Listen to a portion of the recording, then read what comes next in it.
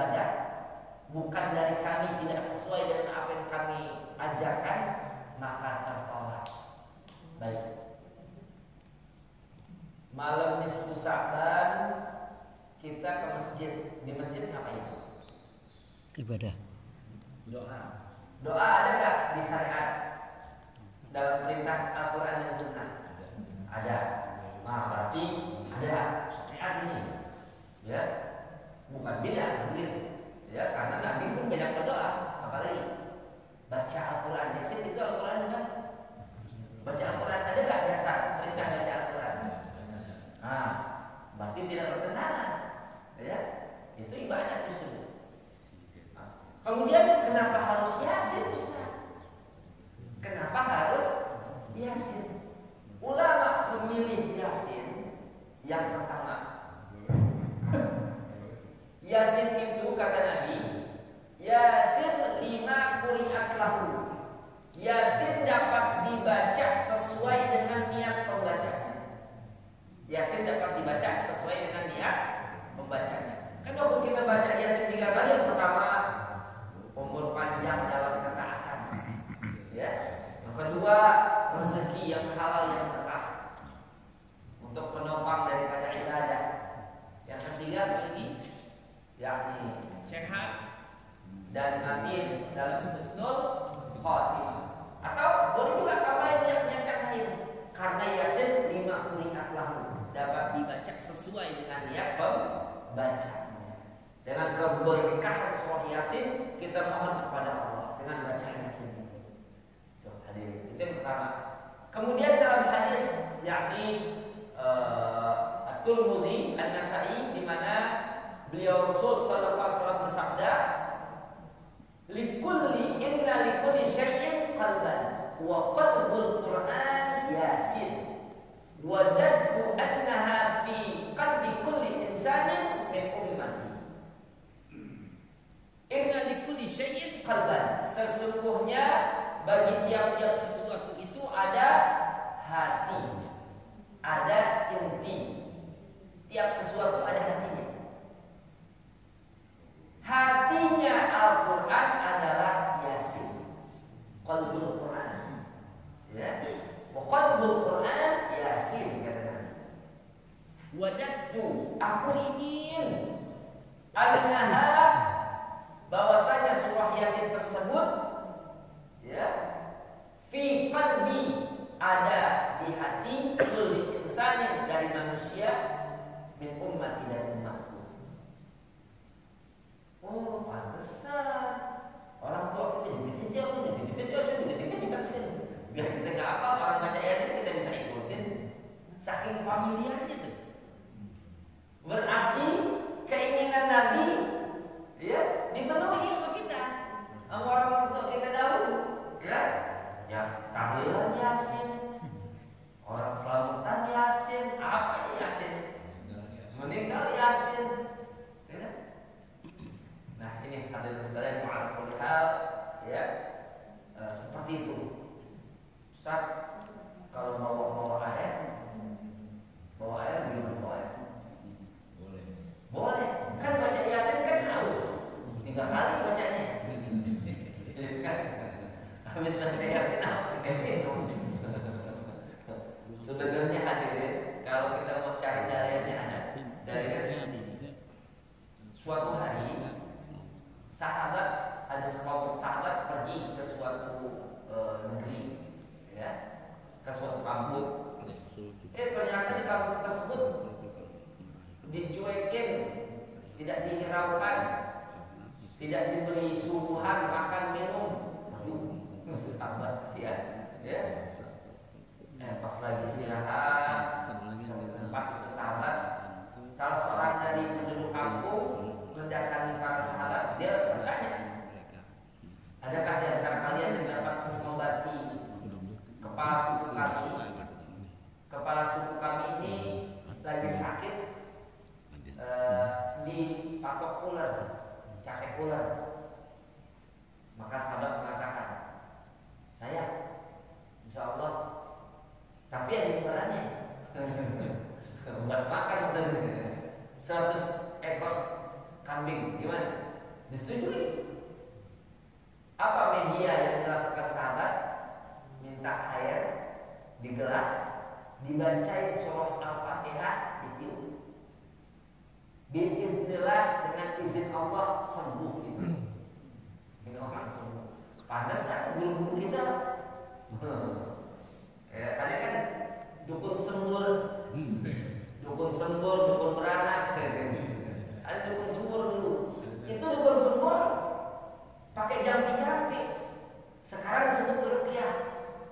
Sebenarnya ruqyah bahasa kita nih, bahasa Indonesia ini jampi-jampi.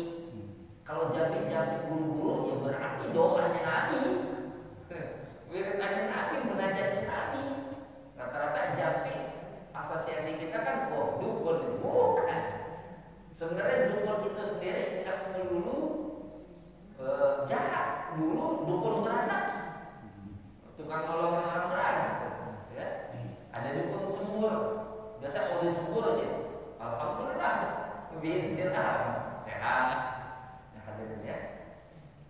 Pas ketika pulang, Nabi nanya, kata Nabi, dagingnya masih ada nggak? Kalau ada saya minta, berarti halal. Apa yang diperoleh oleh sahabat. Nah, baik hadirin. Ini sekali lagi, ya. Ketika dibaca Al-Fatihah, kan berarti mulut habis baca Al-Quran ini penuh keberkahan, ditiup ke air. Nah, ya, maka guru-guru kita kan seperti itu. Habis dibaca ditiup air. Sama kata Nabi, kalau kita pengen sholat, pengen tidur, baca Al-Falaq An-Nas, juga dari kulhu ya, 3 kali bolak-balik. Udah baca 1 kali kulhu Al-Falaq An-Nas, tiup tangan. Tiup tangan, usapkan yang tempat yang kita bisa capai. 1, 2 kali, 2, 3 kali, jadi 3 kali bolak-balik. Itu kejahatan apapun gak akan mengenai itu. Sihir, santet, segala macam. Lepas itu. Ya hadirin sekalian. Ya, ajarkan juga itu untuk anak-anak yang tidur aja. Ya, dibaca kulhu Al-Falaq An-Nas. Ini hadirin ya. Kan habis baca kan tiup ke tangan. Oh, berarti ini keberkahan. Ya, dipindahkan ke tangan. Saya nggak lihat saat itu mata zahir kita, ya. Tempelkan, ya, apa yang kita bisa usap. Maka nggak ada lagi kejahatan yang bisa sampai diintillah tentunya. Wa ala kulli hal hadirin, kita duduk berkumpul baca Al-Quran karena Yasin itu Al-Quran, ya. Berarti kita berzikir. Satu sekumpulan orang yang berzikir bersama, apa kata Nabi?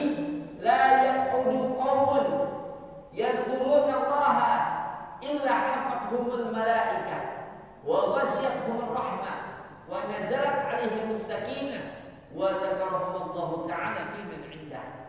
Tidaklah satu kaum duduk berkumpul berzikir kepada Allah melainkan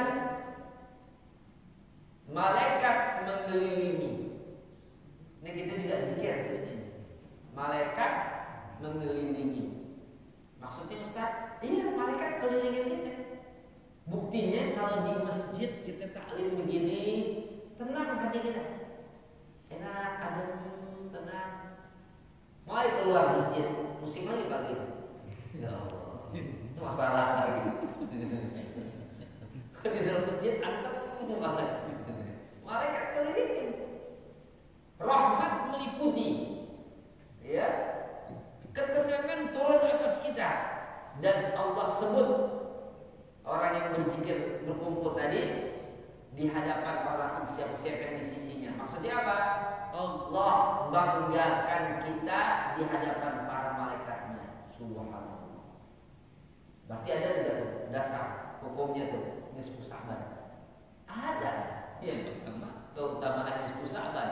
Kedua, baca Al-Quran, zikir, semuanya ada itu. Ada gak? Ya, bertentangan dengan syariat? Enggak ada. Jangankan diharapkan bertentangannya dia. Ya, enggak ada satu pun dalil. Meskipun Nabi tidak mengerjakan dan tidak memerintahkan. Tapi apa yang dilakukan orang tua itu bagian daripada ibadah. Karena kan munajat, baca Quran, kumpul berzikir di masjid, ibadah semua itu. Subhanallah. Ya. Jadi demikian cara istilahnya, istimbat hukumnya seperti itu. Jadi kesimpulannya yang kita sampaikan kembali, bagi saudara-saudara kita yang gampang membid'ahkan, kemudian memvonis sesat, ya, bahkan sampai satu vonis yang sangat luar biasa jahat, yakni mengkafirkan, ya, tentang amalan-amalan seperti ini. Na'udzubillah. Orang yang gampang menyatakan haram dan halal tanpa ilmu, tanpa dasar dalil syariat yang betul-betul sah, ya, itu mendapatkan ancaman dari Allah dalam surah An-Nahl ayat 116, wala taqulu lima tasifu alsinatukumul kadhib hadza halalun wa hadza haramun taftaru 'ala Allahi al-kadhib innal ladzina yaftaruna 'ala Allahi al-kadhiba la yuflihun. Jangan kalian mengatakan apa yang disifati diucapkan oleh lisan kalian tentang kedustaan membawa-bawa nama Allah. Ini halal, ini haram. Padahal Allah tidak menyatakan haram. Allah dan Rasulnya terus kita haramkan. Berarti kan ada ini. Sesungguhnya orang yang mengadakan kedustaan, dia tidak akan pernah beruntung. Ya. Jadi, yakni kesimpulannya adalah ini suatu amalan yang baik karena tidak bertentangan dengan syariat sama sekali, ya.